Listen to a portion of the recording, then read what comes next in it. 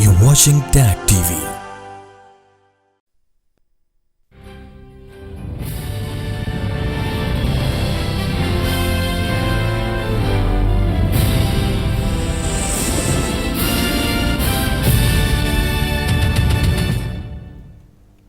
Good evening. Welcome to South Asia Newsline. I am Uzma Jaffrey. Here are the top stories we are tracking for you on Thursday, the 7th of June. Indian Foreign Minister attends event in memory of Mahatma Gandhi in South Africa.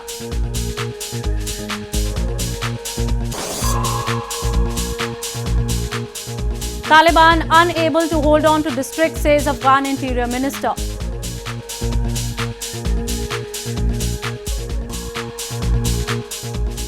And Nepal Communist Party finally gets legal party status.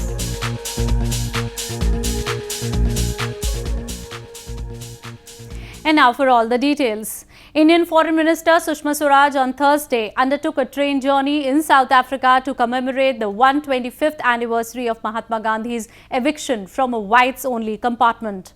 The incident inspired the iconic freedom fighter to launch the Satyagrah freedom movement against the British in South Africa and India.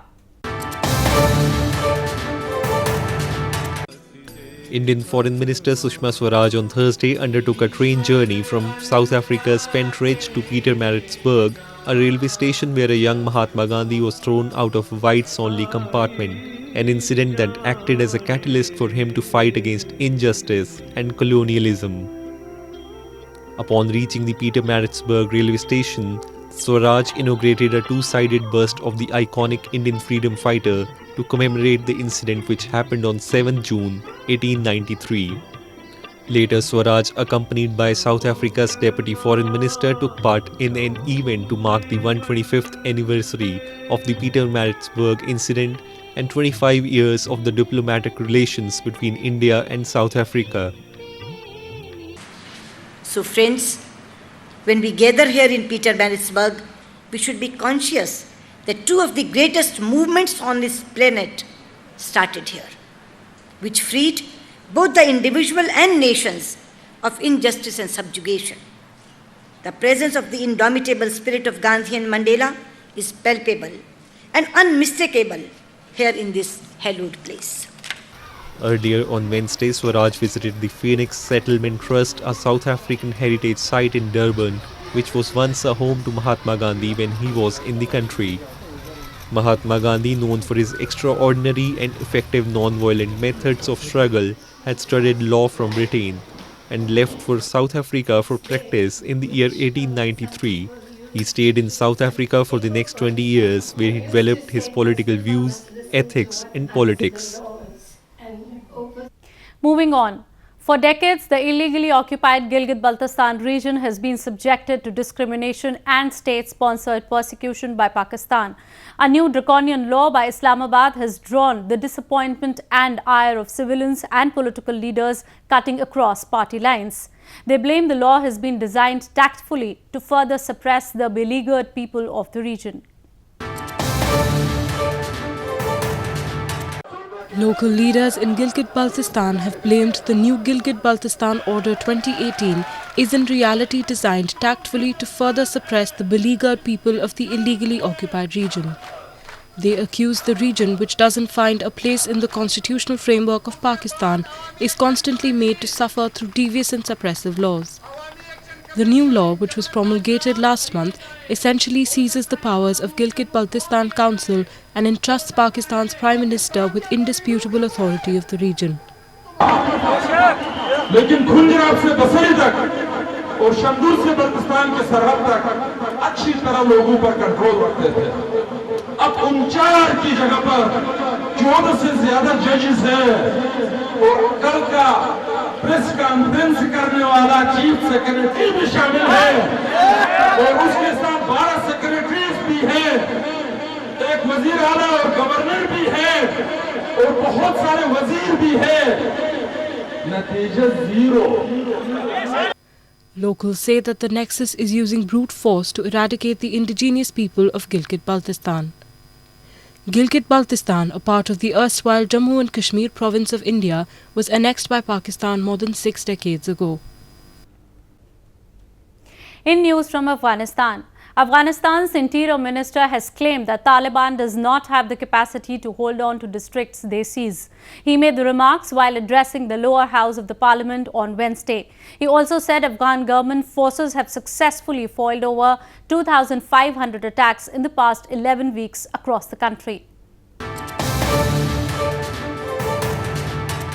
Afghanistan's Interior Minister Wais Ahmad Barmak on Wednesday said the Taliban doesn't have the capacity to hold on to districts they seize. Speaking before the lawmakers in the lower house of parliament on Wednesday, Barmak said government forces have successfully foiled over 2,500 attacks in the past 11 weeks across the country. In retaliation to Barmak's assertions, some lawmakers, however, claimed that the Taliban still control several districts and that the security forces have not been able to retake them. از 2500 حملات دشمن نیروی امنیتی و دفاعی شما از اول حمل تا فعلا که من امروز شما صحبت میکنم دفع ترد کرده. In a bid to counter Taliban's spring offensive, Afghan Defense and Interior Ministries had last month said security forces will double their operations to address security threats.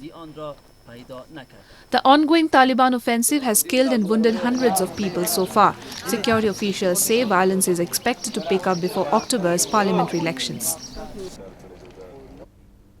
More on news from Afghanistan. Afghanistan's Independent Human Rights Commission has revealed that more than 23,000 civilians have been killed in the country in terror attacks and armed conflicts in the past 9 years. In a report released on Wednesday, the watchdog also called on the government to punish perpetrators of human rights violations. Afghanistan's Independent Human Rights Commission or AIHRC has found that in the past 9 years, more than 23,000 civilians were killed and over 40,000 wounded in armed conflicts and terrorist attacks in the country. In a report released on Wednesday, the Commission states that anti-government armed militants were responsible for 69% of the casualties. Out of those total casualties, 52% were men, 18% were children, 7% women and 22% is unknown. The report also reveals that more than 1 million people were displaced due to the war in the last 9 years. این عدد بسیار آسان است که آدم بگه 64,000 نفر، ولی شما فکر کنین 64,000 نفر در یک کشور مثل افغانستان که دیگه آسیب پذیری‌های خود داره چقدر فامیل‌ها و چقدر مردم متضرر می‌سازه.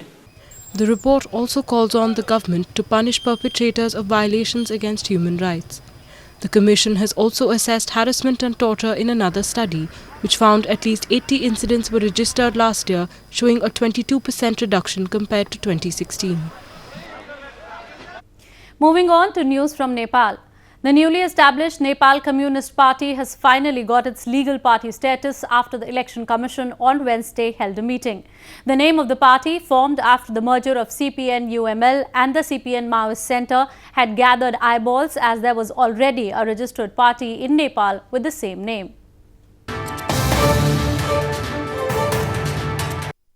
The Election Commission of Nepal has decided to register the Nepal Communist Party or NCP nearly 3 weeks after the merger between the CPN-UML and the CPN Maoist Centre. The decision was made at a meeting held between the election commissioners on Wednesday, after which decision to give legal status to the NCP was made. The Commission has further decided to write to all the registered political parties, calling them to ensure 33% representation of women in their central committee within a month. The name of the newly established NCP had gathered eyeballs ever since its announcement, as there was already a registered party in Nepal with the same name. The NCP had initially filed an application with an underline beneath the party name to ensure that they are entitled to obtain the same party name. As it was not practical, the party again decided to register it as Nepal Communist Party. Exiled Tibetan spiritual leader Dalai Lama on Wednesday began a 3-day teaching session in Dharamshala town of India's Himachal Pradesh province. Hundreds of people, including many college and school students from different parts of the world, have gathered to hear the spiritual teachings.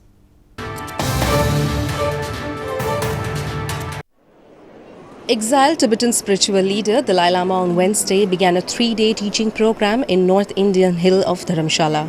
Hundreds of people, including many college and school students, monks, nuns and devotees from different parts of the world, gathered at a main Buddhist temple for the spiritual teachings. According to the students who attended the first day of the program, during such teachings, the spiritual leader mainly focuses on inner values of human and moral ethics. It's very, very important that people must know how to improve our mental. So all the problems and the suffering is coming from the ignorance. So they have to know to change their mind. If they change their mind, then in this life they will get happy. Here for His Holiness Dalai Lama's teaching, and during these occasions, His Holiness the Dalai Lama, he used to convince us mainly on focus of humans' inner value and the moral ethicals in this century. Reportedly, the Dalai Lama is giving a teaching on the 8th century Indian Buddhist monk Shanti Dev's A Guide to the Bodhisattva's Way of Life. The Dalai Lama, who won the Nobel Peace Prize in 1989, fled into exile in India in 1959 after an abortive uprising against Chinese rule. He has since lived mostly in Dharamshala in the northern province of Himachal Pradesh. On the occasion of 345th coronation anniversary of legendary Hindu warrior King Shivaji, scores of people gathered in India's western Maharashtra province on Wednesday for a mega event. A king loved by the public, Shivaji is known for his alliances, wars and conquests against the Mughal Empire, along with foreign powers like the British, French and the Portuguese. Hundreds of people gathered at the 17th century fort in India's western Raigad town to celebrate the 345th coronation anniversary of the legendary Hindu warrior king Shivaji on Wednesday. The event was presided over by Sambhaji Raje, the descendant of an illustrious and one of the most revered royal families of India from the direct lineage of the legendary Shivaji. Several other descendants of the family were also present at the mega event. 6 जून 1674 को शिवाजी महाराज का राज्याभिषेक सोहळा होता. यही किले पे उनको छत्रपति पदवी संबोधित की थी. छत्रपति यानी सार्वभौम राजा. और शिवाजी महाराज का जो साम्राज्य है और जो शिव भक्त आप इतने देख रहे हैं, ये शिवाजी महाराज का वास्तविक काम करने का. A member of the Bhosle Maratha clan, Shivaji Bhosle was an Indian warrior king revered for his legacy as a great hero among Hindus and especially the people of India's western Maharashtra province. He is known for his alliances, wars and conquests against the Mughal Empire and various sultanates along with foreign powers like the British, French and Portuguese. A devotional Sufi music event was organized on Wednesday during the ongoing Muslim holy month of Ramadan in India's northern Jammu and Kashmir province. The event was specially held to mark the occasion of Ramadan and to preserve and promote the arts and artists of the Kashmir Valley.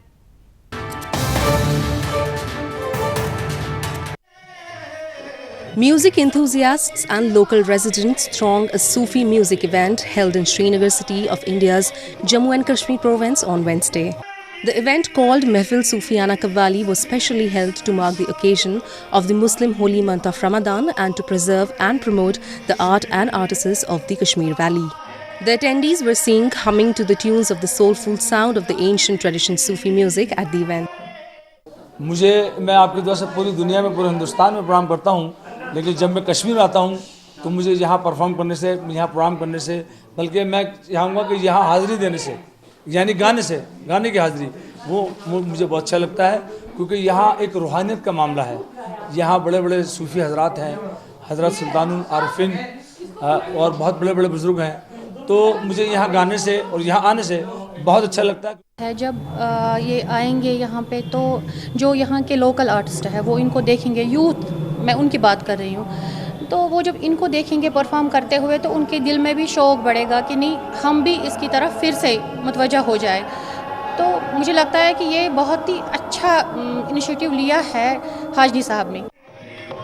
Kashmir has 5,000-year-old rich art and culture which has churned out numerous Sufi poets, authors and musicians. Sufism is the defining feature of the society of Jammu and Kashmir. It was in 1400 AD that the wandering Sufis arrived in Kashmir, after which Sufism became the way of life for majority of the people in the valley. Well, that's all we have for you from South Asia this evening. Now our viewers can watch the show on southasianewsline.com. You can also visit us on facebook.com/SAsiaNewsline and follow us on Twitter @SAsiaNewsline. That's all in tonight's edition. We will see you same time tomorrow. Good night.